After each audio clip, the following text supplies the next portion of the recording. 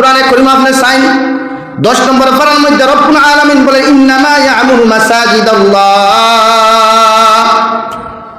ওরাই আল্লাহর ঘর মসজিদের করতে বানায় আবাদ করে, মসজিদের রক্ষণাবেক্ষণ মসজিদের দায়িত্বরা আদায় করিয়া যায় যারা মান আমানা বিল্লাহ, 1 নম্বরে যারা আমি আল্লাহরে এক আল্লাহ বলিয়া বিশ্বাস করে, 2 নম্বর ওয়াল ইয়াউমিল আখির, যারা আখিরাতে বিশ্বাস করে, 3 নম্বর ওয়া আকামাস সালাহ, যারা 3 নম্বরে 5 ওয়াক্তের নামাজ বা জামাতে যথাযথভাবে আদায় করিয়া যায়। একদিন দুহর নামাজ হইলে পুরা সপ্তাহ নামাজ নাই, এর নামাজ কায়েম হয় না। 5 ওয়াক্ত নামাজই যথাযথ বা জামাতে আদায় করনেওয়ালা। 4 নম্বর আতাজ যাকাত, যারা সম্পদের মালিক কয়রা যদি যাকাত আদায় করে, হর হালত সদকা খয়রাত বেশি বেশি করে। 5 নম্বর গুণ পাওয়া যাইত ওই মসজিদ কমিটির কাছে, যারা আতাজ যাকাত ওয়া লাম ইয়াখশা ইল্লাল্লাহ। 5 নম্বরে ওই গুণ ওই মুসল্লির মধ্যে পাওয়া যাইত, ওই কমিটির মধ্যে পাওয়া যাইত যারা আল্লাহ ব্যতীত পৃথিবীর কোনো মানুষের পরোয়া করে না। আলহামদুলিল্লাহ নাহমাদুহু ওয়া নাস্তাঈনুহু ওয়া নাস্তাগফিরুহু ওয়া নু'মিনু বিহি ওয়া নাতাওয়াক্কালু আলাইহি ওয়া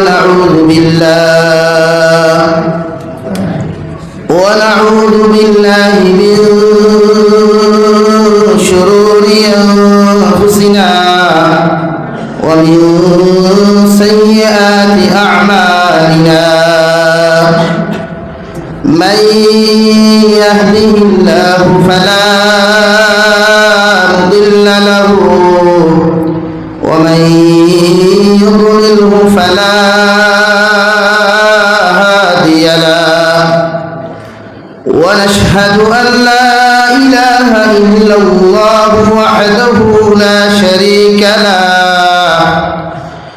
ونشهد أن سيدنا ونبينا وحبيبنا وشفيعنا وإمامنا ومولانا محمدا عبده ورسوله الذي أرسله بالحق بشيرا ونذيرا وداعيا إلى الله بإذنه وسراجا منيرا.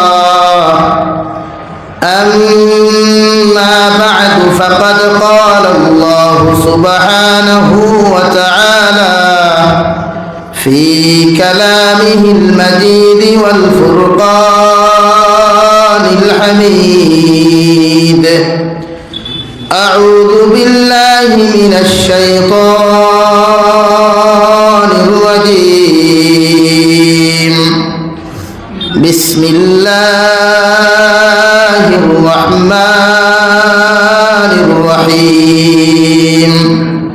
فأما من طغى وآثر الحياة الدنيا فإن الجحيم هي المأوى، وأما من خاف مقام ربه ونهى النفس عن الهوى فإن الجنة هي المأوى. وقال الله تعالى في آية أخرى: يا أيها الذين آمنوا قوا أنفسكم وأهليكم نارا وقودها الناس والحجارة عليها ملائكة غلاظ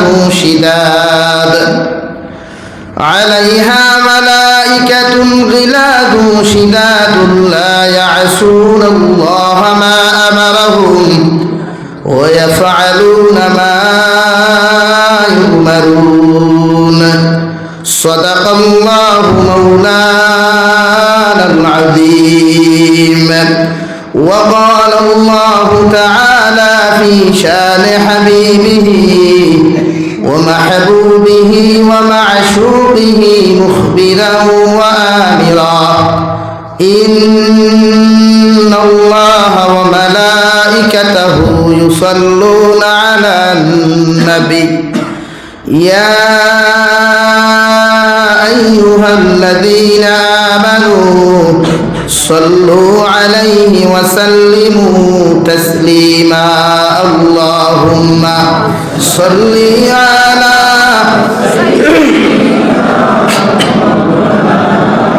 ওয়া আলা আলি সাইয়্যিদিনা মাওলানা মুহাম্মদ লা ইলাহা ইল্লাল্লাহ লা ইলাহা ইল্লাল্লাহ লা ইলাহা ইল্লাল্লাহ লা ইলাহা ইল্লাল্লাহ লা ইলাহা ইল্লাল্লাহ লা ইলাহা ইল্লাল্লাহ লা ইলাহা ইল্লাল্লাহ লা ইলাহা ইল্লাল্লাহ লা ইলাহা ইল্লাল্লাহ মুহাম্মাদুর রাসূলুল্লাহ সাল্লাল্লাহু আলাইহি ওয়াসাল্লাম।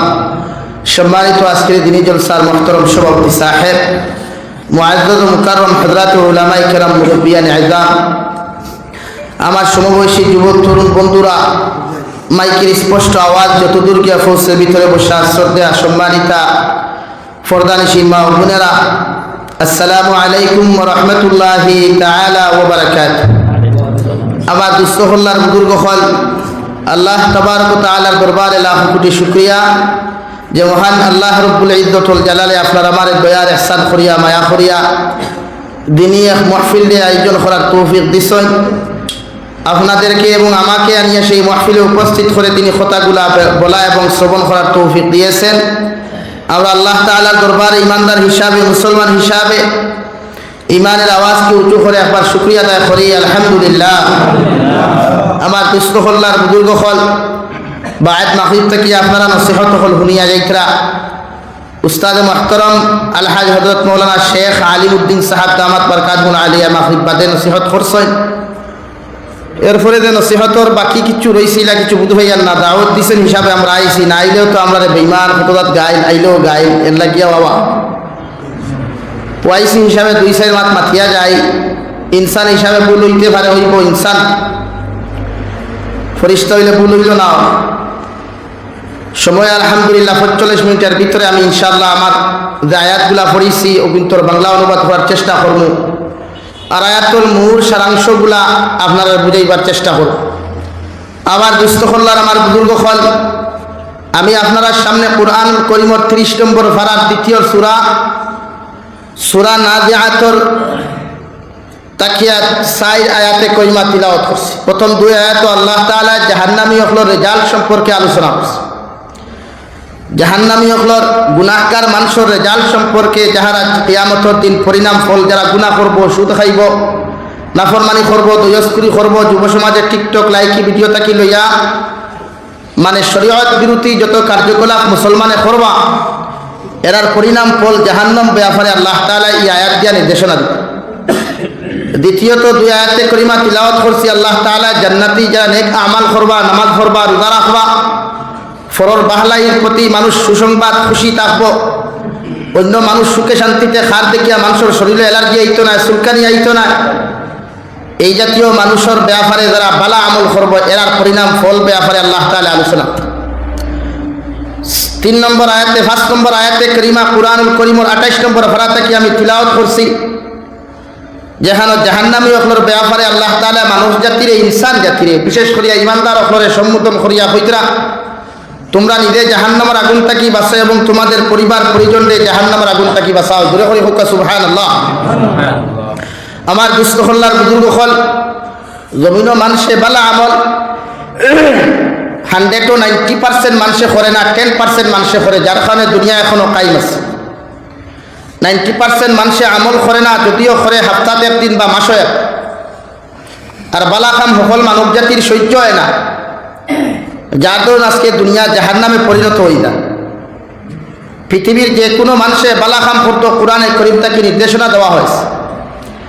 আপনি যে কোনো লাইনে বালা কাম, এতে ইহুদির লাগিয়ে আপনি করতে পারবা, খ্রিস্টানোর লাগিয়ে করতে পারবা, সমস্ত মখলুকাতর লাগিয়ে আপনি বালা কাম জমিনও করতে পারবা। এটা আপনার শরীয়তে কোরআনুল কারীমে আপনারে পারমিশন দিছে, দূরে করে কই সুবহানাল্লাহ। আজকে আমরা বালা কাম বলতে কিতাব দিই, যারা সুদ খায়, সুদ করে মনে করে সুদর পয়সা খেরোরে বেশি দিলে মনে হয় এটা বালা খাম। যারা চুরি করে, সুরে মনে করে আরেক করোর উঠান তাকিয়া স্কুটি বাইক মোটর তাকি লইয়া যা চুরি করবো আমার লাগে ওটাও মনে হয় বালা খাম। যারা ফোনের মধ্যে অবৈধ কথা হয়, যুব সমাজ হোক আর বৃদ্ধ সমাজ হোক, এখন অবিবাহিতা তাকি বিবাহিতা হলে ফোন বেশমাত হইল, এরার লাগি ওগুলা মনে হয় বালা খাম। মানে যে যে লাইনে থাকে, যে কোয়ালিটির থাকে, হে কোয়ালিটির ও রাস্তারে বালা বলে। রব্বুল আলামিন বলেন, তা'মুরুনা বিল মা'রুফি ওয়া তানহাউনা আনিল মুনকার। এই দুইটা সিফত যত মুসলমানের মধ্যে পাওয়া যাইব, যতজন মানব সভ্যতার মধ্যে পাওয়া যাইব, সৃষ্টিকুলের শ্রেষ্ঠ মখলুকাতের মধ্যে যদি দুইটা গুণ পাওয়া যায়, আমি আল্লাহ তোমাদেরকে মুমিন বলিয়া উপাধি দিয়ার, বালা মানুষ বলিয়া উপাধি দিয়ার হুকা সুবহানাল্লাহ। আপনি যে কোনো মানুষের বালা খামের আদেশ দিতে পারবেন, পৃথিবীর জাতি ধর্ম বর্ণ নির্বিশেষের কাছে আপনি কোরআনের বাণী পৌঁছাইতে পারবা, পৃথিবীর যে কোনো মানুষের সামনে তাবলীগ লইয়া আপনি যাইতে পারবা। আপনার পৃথিবীর কোনো মানুষে তো বাধা দিত নাই, যদিও খ্রিস্টানে বাধা দিতে পারে, মগর আপনার দায়িত্ব হলো কোরআনুল কারীমের দাওয়াতগুলা, দ্বীন ইসলামের দাওয়াতগুলা পৃথিবীর জাতি ধর্ম বর্ণ নির্বিশেষে প্রত্যেক মানুষের করে করে পৌঁছানো একজন ইমানদারের দায়িত্ব। হয় সুবহানাল্লাহ। জনাবে নবী করিম সাল্লাল্লাহু তাআলা আলাইহি ওয়াসাল্লাম যখন দ্বীনের দাওয়াত দেওয়া শুরু করলা, মক্কাতুল মুকাররমার মধ্যে কোনো মুসলমান আসলা না, একমাত্র কুরাইশ বংশের মানুষ তাকিয়া লইয়া যারা আসলা, নবীদের খানদান ব্যতীত যত মানুষ আসলা, আশারায় নবীজিরে বালা মানুষ হইতা, নবীদের খানদানেও নবীজিরে নবুয়তি প্রাপ্ত হওয়ার আগে বালা মানুষ উপাধি দিতা। যেই দিন নবীজির দিনের দাওয়াত মানুষের করে করে পৌঁছানি শুরু করলা, সর্বপ্রথম কর্তা কি নবীজির শত্রু বাহির হইলা, নাউযুবিল্লাহ। নবীজির আপন চাচা আবু জেহেল, আবু লহব, এরা নবীজির চাচাই, এরা আগে নবীজির বিরোধিতা করলা। তাতে কি বোঝা যায়? দিনের যে কোনো লাইনে আপনি কাম করুক, পৃথিবীতে আপনার সামনে বাধা থাকবেই থাকবে। সমস্ত বাধার উপেক্ষা করিয়া, ঘাত প্রতিঘাতরে আপনি মোকাবেলা করিয়া মানুষের ঘরে ঘরে কোরআনের বাণী, হাদিসের বাণী পৌঁছাইয়া দেওয়া একজন মুমিন মুসলমানের দায়িত্ব। আজকে আমরা এক করে যাই না নমাজের কথা লইয়া। হযরতে জাফর রাহমাতুল্লাহ আলাইহি বলেন, সামাজিক লাইনে যদি আপনি দুনিয়ার জমিনের মধ্যে যদি আল্লাহরে মানিয়া যায়, যখন ফজরের নামাজও আপনি নামাজের লাগি তৈয়ারি দিবা, ফজরের নামাজ যাইতে সময় লাগা করো, আপনার বন্ধু আসুন, সাসার করো ভাই আসুন, আপনার যে কোনো ফ্রেন্ড হল আসুন, তাহাদেরকে নামাজের দাওয়াত দেওয়া। যত সময় পর্যন্ত আপনার সামাজিক লাইনে আপনি প্রতিজন মুসলমানকে নামাজের দাওয়াত দিতে পারছেন না, কোরআনুল কারীমের দাওয়াত আপনি দিতে পারছেন না, ততক্ষণ পর্যন্ত সামাজিক লাইনে আপনি আল্লাহরে মানলা না। নাউযুবিল্লাহ। আপনি সামাজিক লাইনে যদি আল্লাহরে মানই, তাহলে আপনি আপনার বন্ধুরে, আপনার ফ্রেন্ডরে আপনি নমাজও আইকে তারা দাওয়াত দিতা, আপনি কোরআনুল কারীম তিলাওয়াত করলে তারাও হইতা আপনি তিলাওয়াত করিয়া দেন। আজকে আমরা কইনি আমার বন্ধুরে, লাগা বন্ধুরে আমি দাওয়াত দিই না যদি আমার বন্ধু গুসা করি না, আমার বন্ধু আমার লগের বন্ধুত্ব ত্যাগ করে দিতে পারে, নামাজের কথা হইনি, এরকম নানি আমরা। অথচ আপনি যদি এই এলাকার মুরব্বী হয়, মসজিদের মতওয়াল্লি হোক আর আপনি পার্মানেন্ট মুক্তদি হোক, আপনার দায়িত্ব আপনার লাগা করার ভাই ফজরের নামাজ আর দুহরের নামাজ আর নেই। যদি আপনি আপনার লাগা করার বাইরে যদি ফজরের নামাজের দাওয়াত না দেন, আপনি যদি দুনিয়ার জমিন আপনার মহল্লার প্রতিজন মানুষের ঘরে নামাজের দাওয়াত আপনি না পৌঁছায়, কিয়ামতের ময়দানে আপনার ফ্রেন্ডে, আপনার বন্ধু, আপনার সাসার করার ভাই আল্লাহর আদালত আপনার বিরুদ্ধে মামলা করবো। নাউযুবিল্লাহ। মামলা করবো। কেন মামলা করবে বলে? আল্লাহ আমার সাসার করার ভাই প্রতিদিন তাহাজ্জুদের নামাজ উঠিয়া তাহাজ্জুদের নামাজ পড়িত, ফজরের সময় যে সময় মুয়াজ্জিনে আল্লাহু আকবার কইতা, সালাতু খায়রুম মিনান নাওম কইয়া ডাক দিতা, আল্লাহ মাইকের মধ্যে যখন দাওয়াত দিতা, আমার লাগা করতে কি আমার বন্ধু উঠিয়া মসজিদের মধ্যে যাইত, মগর আমার বন্ধু আমার লগে এত সম্পর্ক সমস্ত ব্যাপারে আলোচনা করত, ফজরের নামাজ আইতে আমার এত ডাক দেয় নাই। আপনি আমার বন্ধুরে একটাবার জিকার করুক বাসাই, আমি যে কথাখান আপনার আদালত পেশ করলাম ওটা সত্য নাকি মিথ্যা? আল্লাহ রাব্বুল আলামিনে জিকার করবার আগে এরপরেও জিকার করবা ফেরেশতা সকল যে জিকার করার লগে লগে আপনি কইবা, হ্যাঁ আমি ফজরের নামাজও গেছি, মগর আমার বন্ধুরে দাওয়াত দেই নাই। আল্লাহ লগে লগে ফেরেশতাদের দল, আমি আল্লাহ তোমাদেরকে জানাইয়া দিয়ার বন্ধু যখন নামাজি বনছে, ওই বন্ধুর কাছে দিনের দাওয়াত না পৌঁছানোর কারণে যখন বন্ধু জাহান্নামদার, ওই নামাজি বন্দার হাতের মধ্যে শিকল লাগা, আপনার হ্যান্ডকাপ লাগাও, পায়ের মধ্যে বেড়ি লাগাইয়া জাহান্নামের মধ্যে নিক্ষেপ করুন। নাউযুবিল্লাহ। এই জন্য আপনার দায়িত্ব মানুষের দিনও দাওয়াত। আপনি একলা নমাজি বললে হইতে না, সামাজিক লাইনে যদি আপনি আল্লাহরে চিনই, আল্লাহরে মানই, তে আপনি সমস্ত দুনিয়ার মুসলমানদের দিনও দাওয়াত দিন। আপনি মিজোরাম তাহক, বেঙ্গালুর তখন, চেন্নাই তখন আপনি কামরার মধ্যে নামাজ পড়িতরা, লাগা কামরার মধ্যে আপনার বন্ধু নামাজ পড়েননি, এটা আপনি মূল দায়িত্ব। দ্বিতীয় নম্বর, অর্থনৈতিক ব্যাপারে হযরতে জাফর রাহমাতুল্লাহি তাআলা আলাইহি বলেন, আপনি যদি অর্থনৈতিক ব্যাপারে যদি আপনি আল্লাহরে জমিন মানেন, তাহলে জমিন জীবনে কোনোদিন আপনি হারাম ব্যবসা জমিন করতে নাই, কোনো মানুষের সুদর পয়সা আপনি দিতে নাই, কোনো মানুষের কাছ থেকে সুদও খাইতে নাই। সুবহানাল্লাহ। অর্থনৈতিক লাইনে আপনি আল্লাহরে মানেন। এখন আমরা মানিনি, একবার চাই সুপারি খারবার আমার বন্ধুর লোকে খারবার করি, লাভ ভাগাভাগি করতে দুইজনের মাইল লাগি যায়। মানুষের টাকা ঋণ দিতে সময় গিয়া সুদর টাকা দেয়, খরচ দেই না, অথচ খরচ দেওয়াও সুন্নত, নেওয়াও সুন্নত। আল করজু ইকরাজুল মাহাব্বা, খরচ দিলে মহব্বতের মধ্যে, মায়া মহব্বতের মধ্যে ফাটল সৃষ্টি হয়ে যায়। এই জন্য আপনার দায়িত্ব হলো আপনার গরিব কোনো মানুষের কাছ থেকে ঋণ না নেওয়া। যার লোকে আপনি উঠা বসা করেন, খাওয়া বসা করেন, দিলি মায়া, এর কাছ থেকে খরচ নিবা না।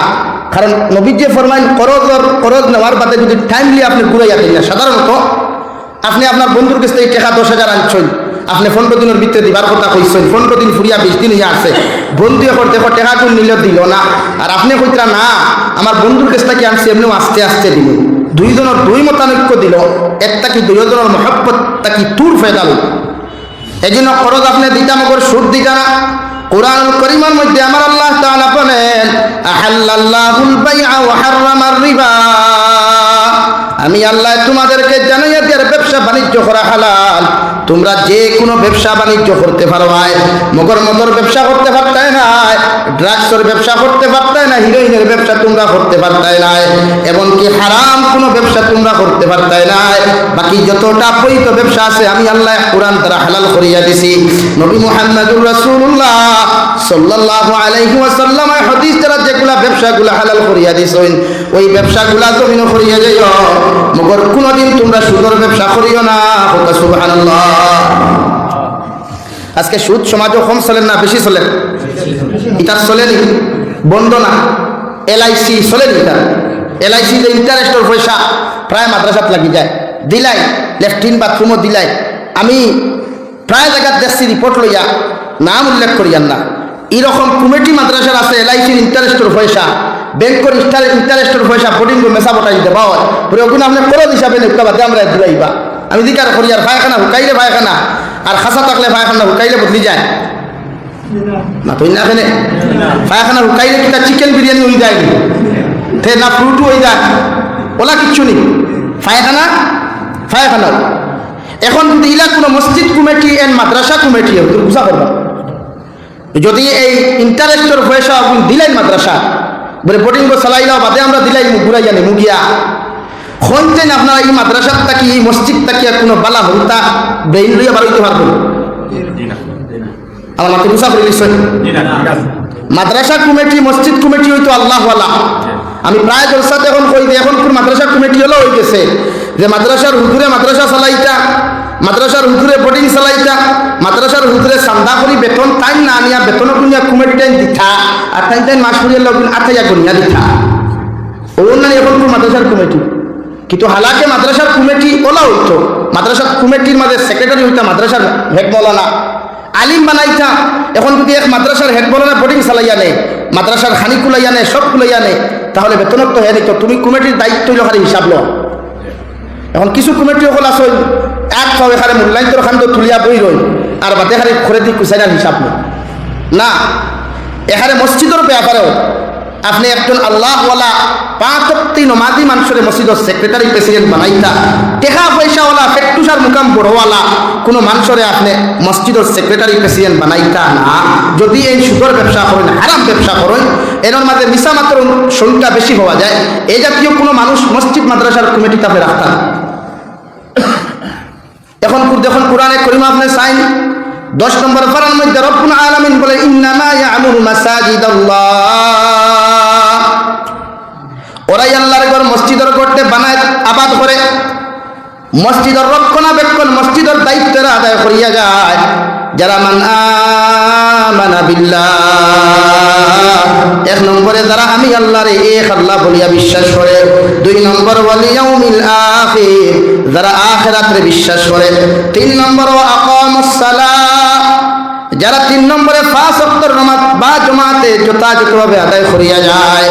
একদিন দুহর নামাজ হইলে পুরা সপ্তাহ নামাজ নাই, এর নামাজ টাইম হয় না। 5 ওয়াক্ত নামাজই যথাযথ বা জামাতে আদায় করনেওয়ালা। 4 নম্বর আতাদ যাকাত, যারা সম্পদের মালিক এরা যদি যাকাত আদায় করে, হর হালত সদকা খয়রাত বেশি বেশিয়া করে। 5 নম্বর গুণ পাওয়া যাইত ওই মসজিদ কমিটির কাছে, যারা আতাদ যাকাত ওয়া লাম ইয়াখশা ইল্লাল্লাহ। 5 নম্বরে ওই গুণ ওই মুসল্লির মধ্যে পাওয়া যাইত, ওই কমিটির মধ্যে পাওয়া যাইত, যারা আল্লাহ ব্যতীত পৃথিবীর কোনো মানুষের পরোয়া করে না। সুবহানাল্লাহ। এখন লকডাউন লাগার বাদে কমিটি আগে তালা লাগাইতে যে এই মসজিদ আর ভরা না, কয় মাস বন্ধ থাক। এখন আপনি ডরাইছেন খারে আল্লাহরে না করুণারে? মাথুই না কেন আল্লাহরে ডরাইলা না, সরকারকে ডরাইলা? হ্যাঁ, দেশের আইন মানা কানুন মানা ওয়াজিব, এটা মানিয়া। মগর জামিয়া মসজিদ যদি হয় জমাত কোনো লাইনে আপনি বন্ধ করতে পারবেন না, জমাত চলতেই হবে। এখানে ফারিদ চলে গেছে কি হুকু আলাদা ব্যাপার, বেশি মারাত্মক কোনো গুরুত্বপূর্ণ যদি কোনো অপশনে দেখা যায় হুকু আলাদা ব্যাপার। মগর তোরা কিচ্ছু হইতো জমাত বন্ধ আপনি পারতেন না। মসজিদের ইমাম বাড়িতে চল গিয়া আর বেইন আদান দেয় আর নগর তো একলা একলা ফরিয়া দাঁড়ায় যে জোরের জমাত নাই, ফজরের জমাত নাই, এই অবস্থা প্রায় হামসা আছে। এই জন্য প্রতিজন মানুষের সামাজিক লাইনে আল্লাহ আল্লাহরে যদি মানেন, অর্থনৈতিক যদি লাইনে আপনি আল্লাহ তাআলারে মানেন, তাহলে আপনার দায়িত্ব হলো সর্বপ্রথম আপনি সুদটাকে আপনার ফিরাইয়া রাখা। 2 নম্বরে হারাম নামক জিনিসটাকে আপনি নিজরে বাঁচাইয়া রাখা। অর্থাৎ নবী মুহাম্মদুর রাসূলুল্লাহ সাল্লাল্লাহু তাআলা আলাইহি ওয়াসাল্লাম ফরমায়, 1 লুকমা পরিমাণ যদি কোনো মানুষের জন্য হারাম খাইলায়, 40 দিন পর্যন্ত ওই মুসলমানের কোনো দোয়া কোনো আমল আল্লাহর আদালতে গিয়া কবুল হয় না। নাউযুবিল্লাহ। একজন হাজিরা খামলায় গিয়াও যদি কোনো মানুষের বাড়ির মধ্যে হাজিরা কাম করতে যদি টোকাটুকি করো, কোনো কোম্পানির হাজিরা কাম করতেও যদি টোকাটুকি করো, কোনো মানুষের বাড়ির মধ্যে গিয়া একজন মেস্তর মানুষের যদি 2 নম্বরই কাজ করিলাও, তোমার এই সমস্ত দিন পুরো হাজিরার মধ্যে হারাম ঢুকে যাইব। মালিকে যদি তোমার খাম দেখিয়া সন্তুষ্ট না হয়, মালিকে যদি তোমার কাজ গুলা দেখিয়াও যদি তোমার মধ্যে যদি নারাজি দেখাতি নাই, এই দিন পুরো হাজিরা খাম তোমার লাগি নেওয়া যাইত নাই। তুমি হাজিরা খাম করলেও জেলা দুনিয়ার মানুষে করে, শরীয়তে জেলা তোমার আদেশ আর বিধান দিয়া দিছে, ওই লাইনে একজন কোম্পানির দিয়েও তুমি হাজিরা কাম করতে পারবা, একজন মানুষের বাড়িতে কাম করতে পারবা, একজন গাড়ির ড্রাইভারেও যদি তোমার মালিকের তোমার গাড়িতে যে লাইনে তোমার দেওয়ার কথা হয়েছে, যদি তোমার রোজ 500 টাকা থাকে, বাকি টাকা মালিকের সন্ধ্যাইয়া দেওয়ার কথা, এর তাকিয়া যদি সারাদিন টিপ মারিয়া যদি তুমি 550 টাকা রাখিলাও মালিকের না শুনাইয়া, বাকি 50 টাকা তোমার লাগে হারাম হয়ে গেল। নাউযুবিল্লাহ। এখন আপনি অর্থনৈতিক লাইনে আল্লাহরে মান রাখিলা, মালিকে কইছে আপনি 500 টাকা রুদ, আপনি নিত্রা 600 টাকা, বাকি 100 টাকা মালিকে জানেন না? হ্যাঁ, একজনে যদি টিপস দিলায় মানে অফার আপনার খুশিয়া হাদিয়া দিলে 100 টাকা, একটু পকেটও আপনি ঢুকাও, এটা আপত্তি নাই, এটা বেলেগ না। কিন্তু মালিকের বিনা ইজাজতে তার গাড়ির থেকে খামাই করে 100 টাকা হোক আর 1 টাকা হোক আপনি জানা খুঁজা নেই, 1 টাকা একটু হারাম হয়েছে। শুধু আপনি হালালও থাকলে হবে না, আপনার ফ্যামিলির মধ্যে যত মানুষ থাকবা তাহাদেরকে আপনি হারাম থেকে ফিরানোর দায়িত্ব আপনার। কারণ আপনি অর্থনৈতিক লাইনে আল্লাহরে যদি মানতে হয়, আপনার ফ্রেন্ডেও যখন দোকানের মধ্যে হারাম কোনো জিনিস ব্যবসা করেননি, আপনার লাগা গ্রামের কোনো মানুষে যার লগে আপনার সম্পর্ক তার লোক ওই মানুষের আপনার মানেননি, যদি তার লগে আপনার সম্পর্ক থাকে, হযরতে জাফর রাহমাতুল্লাহি তাআলা আলাইহি বলেন, যদি অর্থনৈতিক লাইনে যদি আপনি আল্লাহরে মানেন, আপনার যত মানুষ পরিচিত আছে এদেরকে দেখেন এরা কোনো হারাম ব্যবসার মধ্যে লিপ্ত আসেনি, এদেরকে দায়িত্ব আপনাদেরকে দাওয়াত দেওয়া আপনার জন্য দায়িত্ব। সুবহানাল্লাহ।